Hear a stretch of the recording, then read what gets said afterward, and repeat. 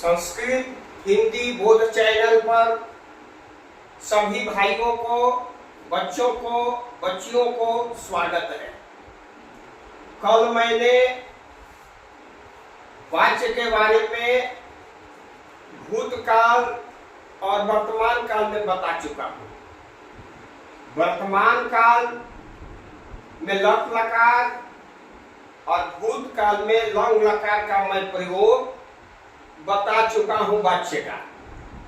आज जो 3 लकार बचे हैं, लृट लकार, लोट लकार और विधि लिंग, इन तीनों के बारे में आपके सामने प्रयोग के बारे में मैं बता रहा हूं कि इन तीनों लकारों में वाच्य का प्रयोग कैसे होता है।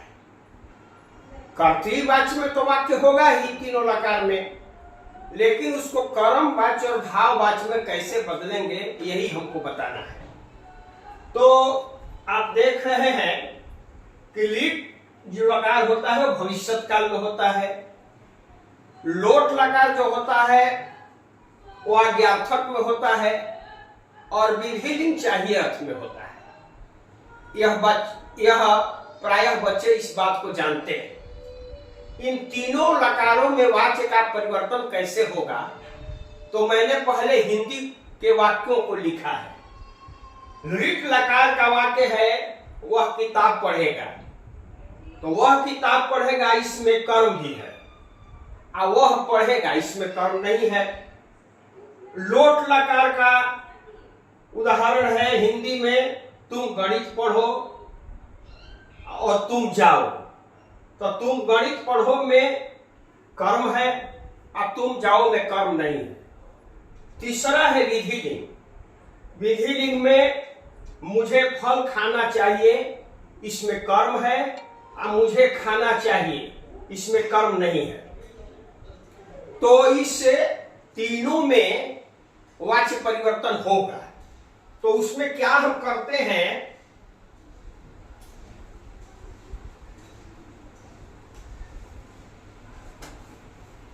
उसमें वाच्य परिवर्तन करने के लिए तव्यत और अनियर प्रत्यय का प्रयोग होता है। तव्यत और अनियर,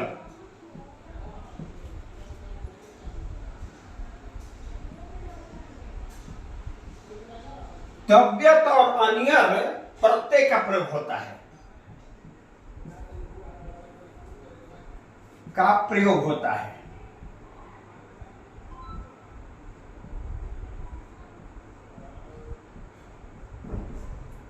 तव्यत और अनियर कृदंत प्रत्यय है। तो तव्यत जो है और अनियर का कर्म वाच्य और भाव वाच्य में ही प्रयोग होता है।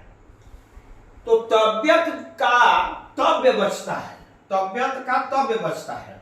जैसे गम है, गम धातु में तव्यत प्रत्यय जोड़ दिया गया तो गंतव्य बन गया, गंतव्य बन गया। तो कर्मवाच्य और भाववाच्य में तव्यत और अनियर का प्रयोग होता है। तो गम धातु में जब तव्यत प्रत्यय जुड़ा तो गंतव्य बन गया।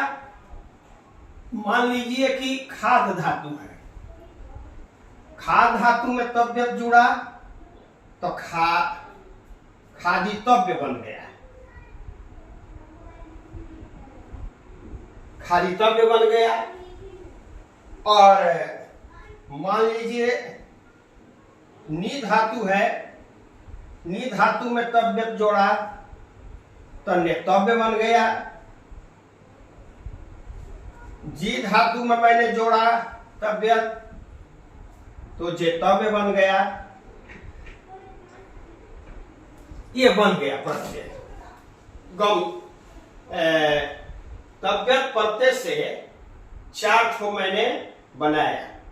अब अनियर प्रत्यय है, तो अनियर्स में जैसे गम है तो गम में अनियर लगेगा तो गमनीय होगा। गमनीय। गम में खाद में अनियर लगेगा तो खादनीय हो जाएगा, खादनीय बनेगा। और नी में अनियर, नी में जब अनियर लगेगा तो नयनीय बनेगा। और जी में अनियर लगेगा तो जय नीय बनेगा।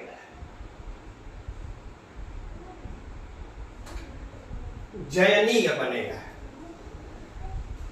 तो गम से अनियर गमनीय बन गया, खाद से अनियर खादनीय बन गया, नी से नयनीय बन गया, जी से जयनीय बन गया।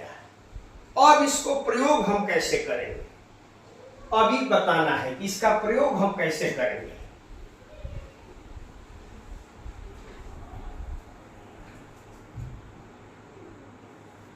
अब जैसे मैं आपको बता रहा हूं, उस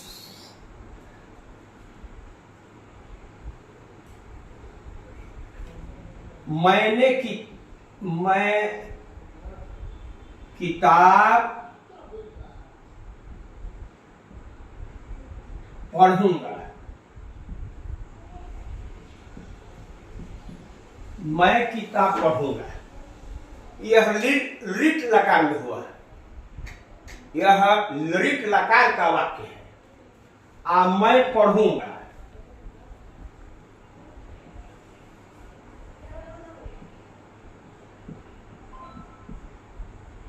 इसमें कर्म है, इसमें कर्म नहीं है। तो इसको जब हम कर्तृवाची में बनाएंगे तो यहां लिखना होगा हम,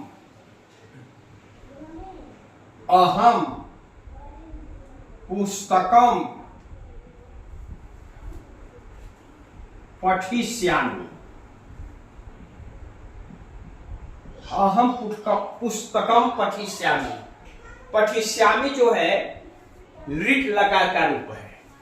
अब मैं पढ़ूंगा, इसमें कर्म नहीं है, तो अहम पठिष्यामि लिखा जाएगा। यह जो है कर्तृवाची का वाक्य हो गया, कर्तृवाची। यह कर्तृवाची का हो गया अहम पुस्तकम पठिष्यामि, अहम पठिष्यामि। अब जो है इसको हम बदलेंगे। तो कर्मवाच्य में ये बदलेगा, कर्मवाच्य में बदलेगा। जैसे कर्मवाच्य, तो अहम का तृतीय रूप होता है कर्मवाच्य में, तो यहां माया हो जाएगा, माया। पुस्तक जो है प्रथमा और द्वितीय दोनों में पुस्तकम होता है, तो यहां पुस्तकम हो जाएगा, मया पुस्तकम। और पठिष्यामि जो है तो इसके जगह पर अब तव्यत प्रत्यय का रूप होगा, मया पुस्तकम पठितव्यम। यह हो गया, यह कर्मवाची वाक्य बन गया। मया पुस्तकम पठितव्यम, अहम पुस्तकम पठिष्यामि का कर्मवाची में मया पुस्तकम पठितव्यम बन गया। अब अहम पठिष्यामि इसका भाववाच्य होगा, तो भाववाच्य में हो जाएगा मया पठितव्यम। मया पठितव्यम कर्म नहीं है। तो एक उदाहरण आपको मैंने दे दिया लिट लकार का, और दूसरा मैं बता रहा हूं आपको लोट लकार का। ये तो हो गया आपको लिट का उदाहरण हो गया, और दूसरा है लोट का। तुम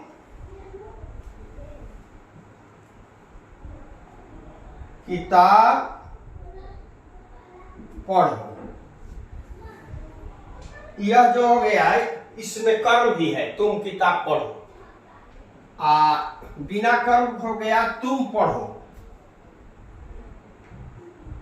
तुम पढ़ो, इसमें कर्म नहीं है। तो यह जो होगा कर्तृवाची में बदलेगा,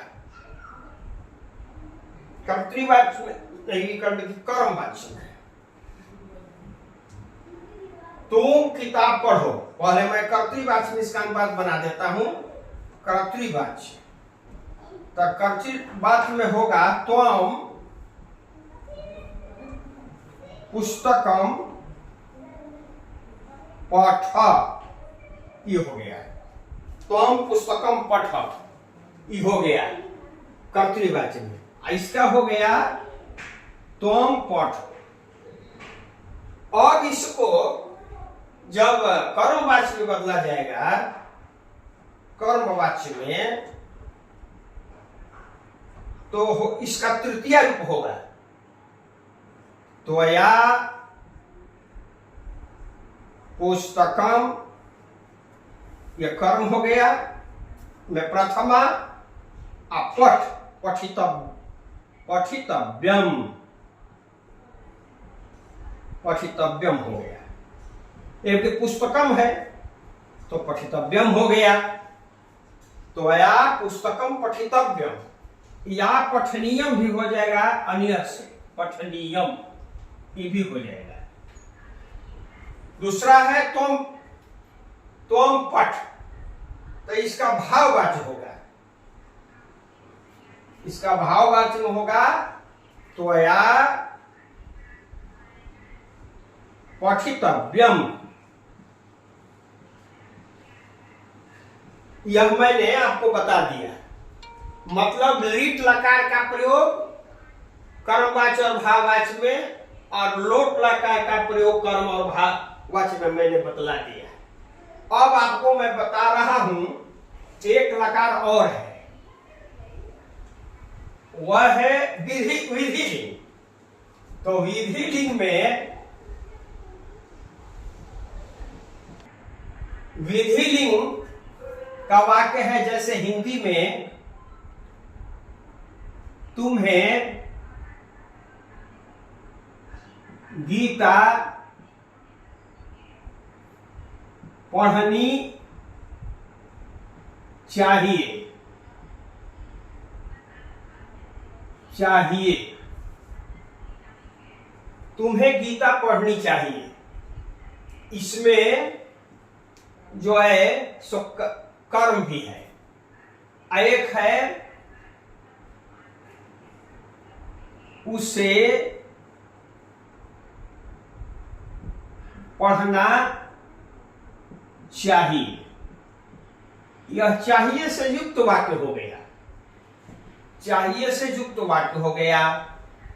तो अब क्या करना होगा, चाहिए से जब युक्त वाक्य हो गया तो कर्तृवाची में इसका हम बनाएंगे